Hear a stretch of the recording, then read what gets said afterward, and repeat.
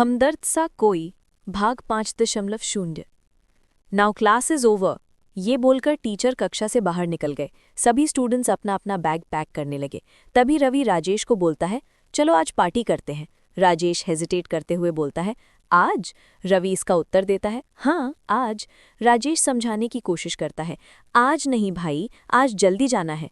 रवि पूछता है, आज भी? राजेश जवाब देता है, हाँ लेकिन कल पक्का चलूंगा। ये बोलकर राजेश तुरंत बाहर निकल जाता है। बगल में सतीश कोमल को हाथ हिलाकर हाय करता है, जिसके जवाब में कोमल सतीश को धीरे से बस हाय बोलते हुए निकल जाती है। रवि और सतीश एक दूसरे को देखते हैं और बैग उठाकर वो भी बाहर निकलने लगते हैं। तभी पीछे से एक लड़का दोनों के कंधों में हाथ रखता है और बोलता है, क्यों मुंह लटकाए जा रहे हो जालिमो? कभी हमारी भी कद्र कर दिया करो। हमें तुम्हारी मुस्कुराहट की चाहत होती है, तन्हा आशिकों। हमारे लिए थोड़ा सा मुस्कुरा दिया करो। रवि समझ जाता है कि ये कौन है, फिर पीछे मुड़कर देखता है और देखते हुए बोलता है, तुम्हें हमेशा मजाक सोचता रहता है रुद्र। जिस पर रुद्र जवाब देता है, इसीलिए तो हम हर पल जीते हैं आशिकों। सतीश रुद्र को बोलता है, पहले तो हमें आशिक बोलना बंद करो, हम किसी के आशिक नहीं हैं। रुद्र फिर छेड़ते हुए बोलता है, कमबख्त तेरे इसी अदा के तो कायल हैं हम, वरना दिल लगाने के लिए दिलरुबा बहुत है। सतीश बोलता है, हो गया? रुद्र मुस्कुराते हुए बोलता है, हाँ हो गया। रुद्र वैसे तो बिल्कुल बिंदास तरह का लड़ता है, पर यह अपने मस्खरे स्वभाव में भी जो बोलता है बिल्कुल एग्जैक्ट बोलता है। ये लड़का अपने ग्रेजुएशन के पिछले 1 साल तक बहुत कम ही कॉलेज में दिखा, यूं कह सकते हैं कि ना के बराबर, पर उसके बाद से जो भी इसे जानते हैं आफत मानते हैं। और इसकी सतीश रवि के साथ कनेक्शन ऐसी है जैसे कि फैन फॉलोइंग हो।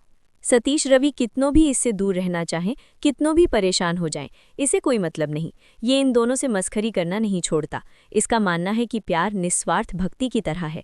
इसे हमें वैसे लुटाना चाहिए जैसे कोई भक्त अपने प्रभु की भक्ति करता है, उन्हें जिन्हें हम चाहते हों, बिना किसी उम्मीद के कि हमें भी वापस उतना मिलेगा जितना कि हम इच्छा करते हैं। ये बस उन पर प्यार लुटाना जानता है जिसे ये प्यार करता है, चाहे वो इसके परिवार वाले हों, रिश्तेदार हों, दोस्त हों या परिचित लोग जिन्हें ये जानता है। ये बस सभी पे प्यार लुटाता है जिन्हें ये पसंद करता है, इसलिए तो ये हमेशा खुश रहता है।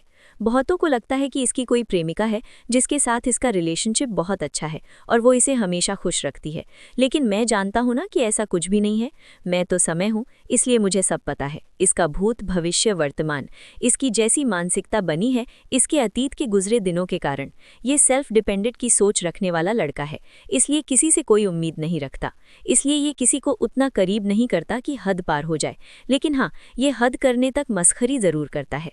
मेरे क्लास के 2 सिंसियर लड़कों, क्या तुम लोग इस बेबस लाचार सहपाठी की थोड़ी सी मदद कर दोगे? रुद्र सतीश और रवि को पूछता है। सतीश उत्तर देता है, बोलो मेरी जान। इस पर रुद्र मुस्कुराता है और फिर नॉर्मली बोलता है, मुझे लाइब्रेरी से एक किताब निकालनी है। रवि टोकता है, पर तुमने कल ही तो पेपर 5 की यूनिट 1 की किताब निकाली है। रुद्र तुरंत बिना देर किए बोलता है, इसलिए तो मुझे बुक निकालने नहीं मिलेगा और इसलिए तुम दोनों में से किसी को अपना आईडी से निकाल के देना होगा। सतीश रुद्र को छेड़ते हुए पूछता है, और अगर हमने अपने आईडी से पहले ही बुक इशू कर रखे होते तो? रुद्र जवाब देता है, मुझे पता है कि मेरे ये दोनों लल्लू दोस्तों के पास इतना टाइम है कि वो लाइब्रेरी में बैठकर पढ़ाई करे, इसलिए ये कभी किताब नहीं निकालते। रवि रुद्र को बताता है, हमारे पास सफिशिएंट बुक्स हैं जिसके चलते बुक्स निकालने नहीं पड़ते। हाँ, कुछ एक्स्ट्रा नॉलेज के लिए यहाँ आ जाया करता हूँ। ऐसे ही बात करते करते तीनों लाइब्रेरी तक पहुँच जाते हैं। तभी दरवाजे से 5 कदम पहले ही एक लड़की अंदर से निकलती है। रुद्र को देखते ही वो बोलती है, तुम्हें तुम्हारी ख्वाहिश नहीं मिलेगी हीरो। और वो अपने बाजुओं से निकालते हुए पेपर 6 के यूनिट 1 के बुक को दिखाती है। इस पर रुद्र पूछता है, वहाँ इसकी और कॉपीज तो होंगी ही? वो बोलती है, ये लास्ट थी। रवि पूछता है, तुम्हें कैसे पता कि रुद्र को यही बुक चाहिए थी? ये किसी और को भी तो निकालना चाहता होगा। वो जवाब देती है, मैं इसे तुम लोग से बहुत पहले से जानती हूँ। मैं इसके हर एक मूवमेंट को पहले से जान जाती हूँ कि ये क्या करने वाला है। रुद्र मजाक करते हुए बोलता है, इतना मत समझ पगली, प्यार हो जाएगा। वो मुस्कुराते हुए बोलती है, ये बात तुम मुझे 10 साल से बोल रहे हो, अभी तक तो नहीं हुआ। वैसे शाम में घर पर मिल रहे हो ग्रुप स्टडी के लिए? रुद्र जवाब देता है, हाँ, बाद में अंकल के साथ पकौड़ों के साथ मैच देखने को मिलेगा तो? ठीक है। ये बोलकर वो चली जाती है। उस लड़की के वहां से जाते ही रवि रुद्र से पूछता है, तो तुम हिमाद्री को 10 साल से जानते हो? इस पर रुद्र जवाब देता है, वो मेरी स्कूलमेट थी, फैमिली फ्रेंड भी और मेरी सबसे अच्छी दोस्त भी। रवि रुद्र को छेड़ने की कोशिश करता है, अच्छा सिर्फ फ्रेंड? रुद्र पहले मुस्कुराते हुए बोलता है, हाँ चांस तो है, मगर कभी कोशिश मत करना, वरना तेरे सामने हमेशा मैं खड़ा मिलूंगा। इस पर सतीश मुस्कुराते हुए बोलता है, अच्छा, रुद्र बोलता है, अरे वो मेरी बेस्ट फ्रेंड है, उसके साथ कुछ गलत थोड़ी ना होने दूंगा। रवि बोलता है, हाँ हाँ समझ रहा हूँ। सतीश फिरकी लेते हुए बोलता है, बंदे का दुखती रग हाथ लगा है। इस पर रुद्र बोलता है, गलतफहमी में खुद धोखा खाओगे, मुझे क्या। इन सभी बातों से उनके बीच हसीन का माहौल हो जाता है। रुद्र सभी को मूवी देखने के लिए इन्वाइट करता है। सतीश और रवि रुद्र से थोड़ा टाइम लेते हैं ताकि वे दोनों अपने हॉस्टल जाकर अपने भद्दे से यूनिफॉर्म को बदलकर कोई अच्छा सा कपड़ा पहन सके। वैसे तो यूनिफॉर्म उतना भी बुरा नहीं था, लेकिन कितनों ही अच्छा क्यों ना दिखे। आखिर कौन सा स्टूडेंट ऐसे एक ही तरह दिखने वाले अपनी मरियल सी जिंदगी को जीना चाहता है। हाँ, अगर इस स्टोरी के writer Saint Columbus college Hazaribagh में पढ़ने वाले हमारे कृष्णा कुणाल की बात हो, तो उसका जिंदगी का सपना ही था कि ग्रेजुएशन में किसी ऐसे कॉलेज या इंस्टीट्यूट में एडमिशन करवाए जहां वो बड़े चाव से यूनिफॉर्म पहनकर डेली क्लासेस करने जाए। खैर, सबकी पसंद एक जैसी थोड़ी ना होती है। यहाँ बात सतीश, रवि और रुद्र की हो रही है। तीनों शाम के शो को देखने के लिए थिएटर पर पहुंचते हैं। क्या यार, हम लोग आधे घंटे पहले आए हैं, फिर भी देखो कितनी लंबी लाइन लगी हुई है टिकट खरीदने के लिए। रवि थोड़ा परेशान होते हुए कहता है। और ये ना जाने रुद्र कब तक आएगा, हमें जल्दी बुलाकर खुद लेट है। सतीश ऐसा बोल ही रहा होता है कि रुद्र सामने ये बोलते हुए प्रकट हो जाता है कि क्या बात है आशिको, बड़ी बेसब्री से इंतजार हो रहा है किसी का। हमारा तो नहीं हो सकता। क्यों नहीं हो सकता?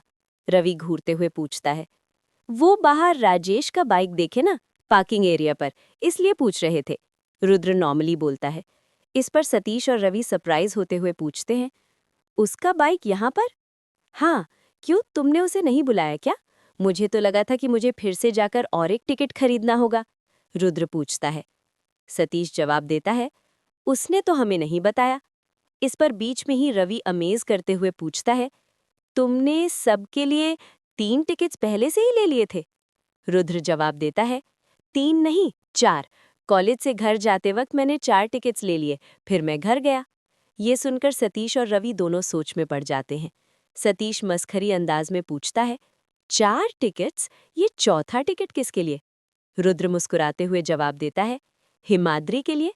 तभी हिमाद्री भी वहां पहुंच जाती है, जिसे देखते ही रवि के मुंह से निकल जाता है, नाम लिया और शैतान हाजिर। हिमाद्री ये बात सुन लेती है और सामने आते ही रवि के तरफ चेहरा करके बोलती है, औरतों से तमीज के साथ पेश आना सीखो मिस्टर। इसी के कारण तुम लोग से क्लास में कोई बात करना पसंद नहीं करती। नहीं, बस इसके कहने का मतलब था कि बहुत दिन जियोगी, अभी हम तुम्हारी ही बात कर रहे थे। सतीश अपने चेहरे पे हल्की सी मुस्कुराहट भरते हुए बोलता है। थिएटर के अंदर से लोग बाहर निकलना शुरू कर दिए। इसका मतलब ये हुआ कि पिछला शो खत्म हो चुका है और इसके बाद इन चारों को अपनी जगह लेनी है। लोगों के बीच इन्हें कोमल और राजेश भी साथ निकलते हुए दिखते हैं। दोनों को देखते ही रवि उन्हें आवाज दे देता है। अचानक देखते ही दोनों थोड़े सहम जाते हैं, जैसे कि उनकी चोरी पकड़ी गई हो। फिर दोनों सभी के करीब आते हैं। सतीश बोलता है, तब तुम्हारा जरूरी काम लेकिन दिलचस्प था। राजेश जवाब देता है, वो कोमल बोली कि बहुत दिन से कोई शो नहीं देखी, बस इसलिए ले आए। कोमल बीच में बात को काटते हुए बोलती है, राजेश, तुम्हारा कोई काम था, पहले बताना चाहिए था ना, खामखा तुम्हारा प्रोग्राम बदलना पड़ा। रवि बोलता है, हाँ हाँ बना लो हमें, हम तो बच्चे हैं ना। सतीश बोलता है, रहने दे यार, हमने खोटे सिक्के पे इतना भरोसा किया, इसमें सिक्कों का क्या दोष। कोमल हिमाद्री के तरफ देखती है और स्माइल करते हुए हाथ मिलाती है, फिर पूछती है, तुम तो बोल रही थी कि तुम फिल्में बहुत कम ही देखती हो, फिर यहाँ इनके साथ? हिमाद्री अपने हाथों में पकड़े किताबों से रुद्र को जोर से मारती है और फिर बोलती है, इसकी वजह से। पता नहीं पापा को क्या बोला कि पापा कॉल करके बोलते हैं, बेटी, रुद्र जब इतने प्यार से मूवी देखने साथ चलने को बोल रहा है तो चली जाना, क्यों बेचारे का दिल तोड़ रही हो। उसके बाद रुद्र के तरफ घूरते हुए पूछती है, क्या बोला था मेरे पापा को रे? रुद्र हंसते हुए बोलता है, वो तुम्हारे पापा को बोले थे ना कि। नौटंकी करते हुए बोलता है, अंकल, हिमाद्री आज क्लास में उदास दिख रही थी, घर आकर खाना खाई थी कि नहीं खाई? कॉलेज में भी जो टिफिन लाई थी आधा फेंक दी थी। उसको बोलिए ना कि मेरी बात मान ले। उसको मूवी देखने के लिए साथ चलने को बोल रहे थे। अच्छा कॉमेडी मूवी लगा है, उसका मूड ठीक हो जाता। शाम को मैं खुद उसको घर छोड़ दूंगा। फिर रुद्र हिमाद्री को देखकर अपना बत्तीसी दिखाने लगता है और हिमाद्री का गुस्सा और बढ़ते जा रहा था, जिसे वो कंट्रोल करने का कोशिश करती है। कोमल पूछती है, तुम हिमाद्री को इतना केयर करते हो रुद्र? हिमाद्री जवाब देती है, ऐसा कुछ नहीं है, ये सिर्फ इस तरह से नौटंकी करता है। रुक, मैं तुम्हारे पापा से इसकी शिकायत करती हूँ। रुद्र हंसते हुए बोलता है, बड़ों का बुरा नहीं मानते पगली। रुद्र हिमाद्री का नाक हिलाते हुए बोलता है, पापा के गुस्से में भी मुझे बस प्यार ही दिखता है। रवि सभी को याद दिलाते हुए बोलता है, अरे यार, हमें अंदर नहीं जाना है क्या? अच्छी जगह सीट नहीं मिलेगा। सतीश बोलता है, अच्छा हुआ तुमने याद दिला दिया। रुद्र पानी और पॉपकॉर्न खरीदने चला जाता है और राजेश के साथ कोमल अपने घर। सतीश हिमाद्री से पूछता है, यार, तुम रुद्र को झेलती कैसे हो? हिमाद्री जवाब देती है, उसे ऐसे खुश देखकर मुझे अच्छा लगता है। उसे ऐसा बनने में काफी समय लगा। उसे अपने अकेलेपन को पार करके बाकियों से दोबारा घुलने मिलने में काफी समय लग गया। रवि जिज्ञासु होते हुए पूछता है, काफी समय मतलब? हिमाद्री बताती है, उसने कई साल तक खुद को लोगों से दूर रखा था। जब उसकी माँ मरी, उसके बाद कई साल तक उसके चेहरे पर किसी भी तरह के भाव नहीं दिखते थे, ना तो किसी चीज के खुशी के और ना ही किसी दुख के। ऐसा जैसे उसके अंदर से इमोशंस ही कहीं खो गया हो। बस वो नीरस और हमेशा उदास रहता था। सतीश बोलता है, रुद्र को ऐसे पहली नजर में देखकर कोई अंदाजा नहीं लगा पाएगा कि वो कभी ऐसा भी हो सकता है। हिमाद्री बोलती है, कोई भी किसी को पहली नजर में जब देखता है तो बस उसका प्रेजेंट दिखता है। हमें लोगों को पूरी तरह जानने के लिए उनके साथ समय बिताने की जरूरत होती है, फिर भी बहुत मुश्किल होता है। रुद्र पानी की बोतल और पॉपकॉर्न हाथ में लेकर आता है और बोलता है, तो ये तुम्हें भी अपना लेक्चर देना शुरू कर दी। मुझे यकीन है ये एक दिन बहुत ही अच्छी टीचर बनेगी। इस पर हिमाद्री बोलती है, हाँ, अगर मेरा मूड हुआ तो। सतीश बोलता है, वैसे इसमें गलत क्या है रुद्र? ज्ञान जहां से भी मिले उसे ले लेना चाहिए। तब रुद्र बोलता है, हाँ, पर हर जगह अपनी काबिलियत का दिखावा करना मैं सही नहीं समझता। कईयों को ये लगने लगता है कि अपने आहंग में आकर उन्हें नीचा दिखाने का कोशिश किया जा रहा है। इससे द्वेष पैदा हो जाता है। रवि बोलता है, ये उनकी मानसिकता की प्रॉब्लम होगी, तुम्हारा नहीं। सतीश मुस्कुराते हुए बोलता है, वैसे तुम भी अब उपदेश ही दे रहे हो रुद्र। रुद्र बोलता है, सब संगति का असर है भाई। अच्छा, अब लेट नहीं हो रहे क्या? चलो अंदर चलते हैं। सभी अंदर चले जाते हैं। अपनी जगह चारों मिडल में लेने लगते हैं ताकि मूवी अच्छे से देख सके। हिमाद्री सतीश और रुद्र के बीच में जगह लेती है और बोलती है, विमेन सेफ्टी, अपने दोस्तों के बीच में बैठना चाहिए। रवि के मुंह से अचानक निकल जाता है, हम भी तो दोस्त ही हैं, हमारे बीच भी तुम। हिमाद्री बीच में ही बात को काटती है, तुम ही से तो डरती हूँ, पता नहीं क्या करेगा मौका पाकर।